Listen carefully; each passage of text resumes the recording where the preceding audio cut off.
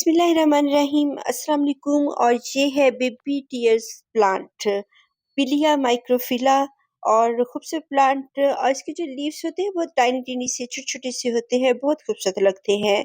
और unique plant है और दूसरे प्लांट से थोड़ा सा यूनिक होता है। और इसके जो ये लीव्स होते हैं बहुत स्मॉल साइज में होते हैं, जैसे बेबीज के टीयर्स होते हैं, बहुत स्मॉल साइज में। तो खूबसूरत प्लांट, और इसमें और भी वैरायटीज होती हैं। और थोड़े से लीव्स थोड़े से चेंज होते हैं, कुछ थोड़े से स्मॉल साइज में होते हैं और कुछ थोड़े से बिग साइज में होते हैं। लेकिन होते ये छोटे से ही हैं, बहुत बिग साइज में नहीं होते हैं। तो खूबसूरत वैरायटी है। और जो डिफरेंट वैरायटीज होती हैं उनमें थोड़ा से इनके लीव्स के कलर्स का फर्क होता है। कुछ लाइम ग्रीन कलर के होते हैं और कुछ डार्क ग्रीन कलर के। और थोड़ा-थोड़ा-सा इनका फ़र्क होता है इनके ग्रीन कलर्स में भी और इनके लीव्स में भी। और जो मेरे पास है ये बहुत छोटा-सा और माइक्रोफिला जो वैरायटी है। और भी वैराइटीज़ हैं बेबी टीयर्स प्लांट्स में, लेकिन मेरे पास माइक्रोफिला है। खूबसूरत वैरायटी। और जब ये बहुत ज़्यादा भर जाता है तो ऐसे लगता है जैसे एक फन की तरह ये इसकी खूबसूरती होती है। और इसको हम जो है हैंगिंग बास्केट में लगा सकते हैं। बहुत खूबसूरत वैरायटी और बहुत इसके टाइनी-टाइनी से फ्लावर्स।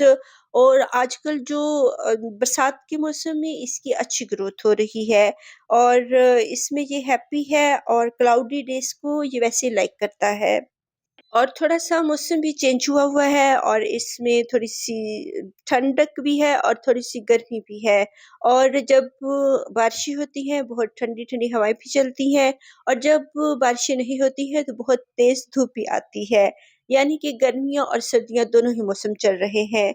और जो ठंडी-ठंडी हवाएँ आती हैं और बाद में फिर बहुत गर्म मौसम हो जाता है। तो ये खूबसूरत प्लांट है, इसको बहुत ज़्यादा हम हार्श धूप में नहीं रख सकते हैं।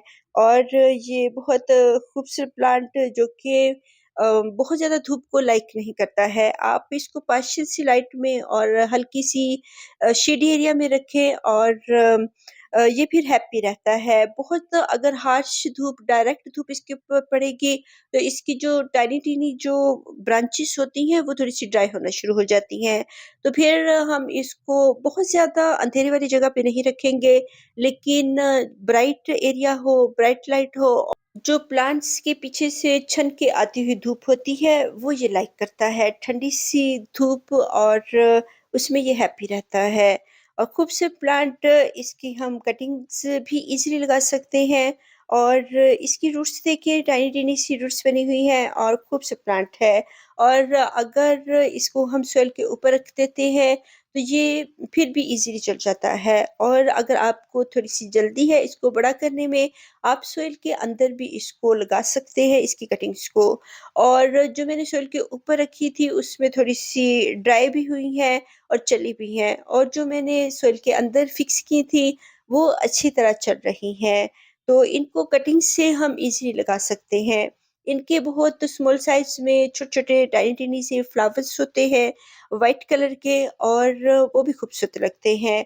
और बहुत सारी वैराइटीज़ में फ्लावर्स बहुत ज़्यादा होते हैं। और अभी इनके मैंने फ्लावर्स नहीं देखे हैं, और जब इनके फ्लावर्स आएँगे तो वो भी मैं आपके साथ शेयर करूँगी। और इनकी जो कटिंग्स बहुत, ये जो कटिंग्स हैं, अगर हम ऊपर से कट करते हैं तो इसकी ब्रांचेज़ में बहुत सारे नोड एरियाज़ होते हैं। तो इन नोड एरियाज़ में से बहुत सारी जो छोटी-छोटी सी ब्रांचेज़ निकलती हैं और ये बुशी हो जाता है। ऐसे इसकी पिंचिंग भी हो जाती है और बहुत सारी कटिंग्स हम जो है इसकी प्रोपेगेशन भी कर लेते हैं। और इसमें डेविल्स बैकबोन की कटिंग भी चल रही है। और पहले तो इनकी जो कटिंग्स होती है तो थोड़ी-सी नीचे को झुकी हुई होती हैं, जब हम इनको लगाते हैं। और कटिंग्स हमेशा शेडी एरिया में ही लगानी है। तो जब हम पहले इनकी कटिंग्स लगाते हैं, ये थोड़ी-सी झुकी हुई होती है और फिर बाद में स्टैंड होना शुरू हो जाती हैं। और ये रेन लिलीज़ के सीड्स मुझे नज़र आए हैं, और जब ये ओपन हो जाते हैं, और ये येलो रेन लिली है। तो मेरे जो येलो रेड लिली के सीड्स बनते हैं, डिफरेंट एरियाज़ में डिफरेंट जो प्लांट्स होते हैं उनकी सीड्स बनते हैं और कुछ के नहीं भी बनते हैं।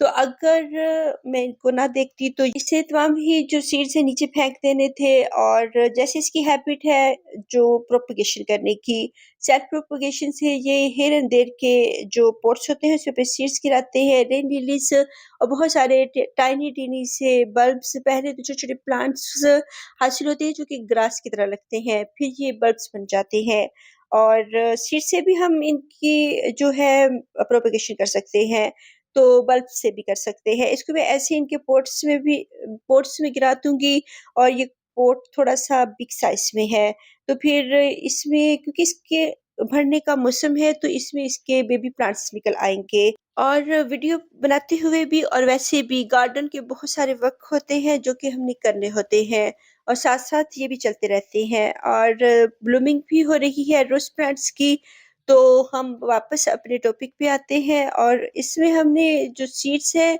वो भी हार्वेस्ट कर लिए हैं रेन लिली के और इसके सीड्स का कुछ पता नहीं अभी के सीड्स होते हैं या नहीं होते हैं। वैसे ही ये बहुत फैलने वाला प्लांट है जो बेबी टियर्स प्लांट है और ये ग्राउंड कवर करने वाला और बहुत फैलने वाला और ये 2-3 दिन पहले ही मैंने कटिंग्स लगाई हैं और ये भी अब जो झुक-झुकी थी, अब ये स्टैंड होना शुरू हो गई हैं।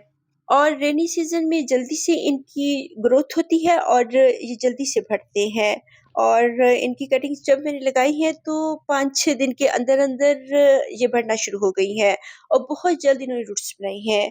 और जो बहुत पतली-सी जो बहुत जो थिन होती हैं कटिंग्स, बहुत पतली-सी होती हैं जो इनकी कटिंग्स तो वो फिर ड्राई भी हो सकती हैं और नहीं भी चल सकती हैं।